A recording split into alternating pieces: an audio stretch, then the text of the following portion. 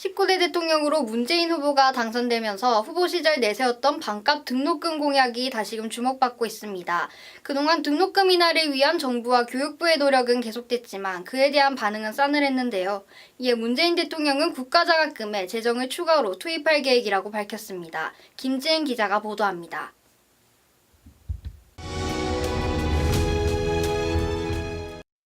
고맙습니다. 정말 고맙습니다. 지난 9일 제19대 대통령으로 문재인 후보가 당선되면서 새로운 시대를 맞았습니다. 문 대통령은 이명박 정부 때부터 화제가 됐던 반값 등록금을 공약으로 내세워 대학생들의 지지를 얻기도 했습니다.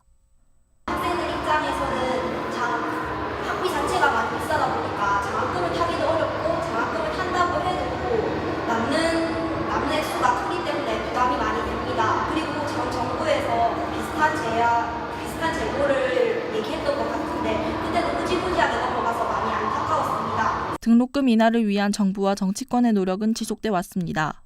2007년 한나라당이 대선 공약으로 반값 등록금을 추진한 것입니다. 공약을 추진하기 위해 등록금 후불제를 도입했지만 사회생활 첫 월급부터 빚독촉의 악몽에 시달리게 한다는 비판을 받기도 했습니다. 졸업 전까지는 대출한 학자금을 갚을 고민을 하지 않아도 되지만 취업 후 일정 소득에 도달하면 높은 등록금에 해당하는 학자금 대출 원금과 그에 대한 이자를 갚아야 한다는 사실 때문입니다. 학자금 대출 금리는 평균 6, 7%로 시중금리와 별 차이가 없는 수준입니다. 또 근본적으로 반값 등록금의 핵심인 등록금을 반만 내는 게 아니기 때문에 문제가 불거진 겁니다. 최근 등록금에 대해 말이 오고 간 건 교육부가 반값 등록금이 이미 진행 중이라고 말하면서부터입니다. 교육부는 2015년부터 반값 등록금을 실현하고 있다고 말했지만 그에 대한 반응은 싸늘합니다. 사립대학의 평균 등록금은 733만 원, 등록금을 직접 감면해주는 인류형 국가장학금의 경우 연간 390만 원을 받는 3분위까지만 사실상 반값 등록금인 셈입니다.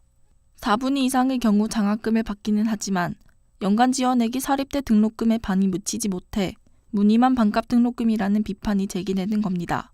이에 문재인 정부는 2020년까지 연차적으로 대학생 국가장학금에 연간 1조 2천억 원의 재정을 투입할 계획이라고 밝혔습니다. 현재 3조 6천 원대인 국가장학금을 5조 원대로 늘려 학생들이 반값 등록금을 체감하게 하겠다는 겁니다.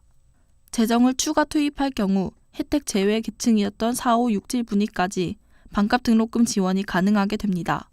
반복되는 반값 등록금 논란, 반쪽짜리 반값 등록금이라는 논란에서 벗어나 완전한 반값 등록금이 되길 바랍니다. 이상 다우뉴스 김진입니다.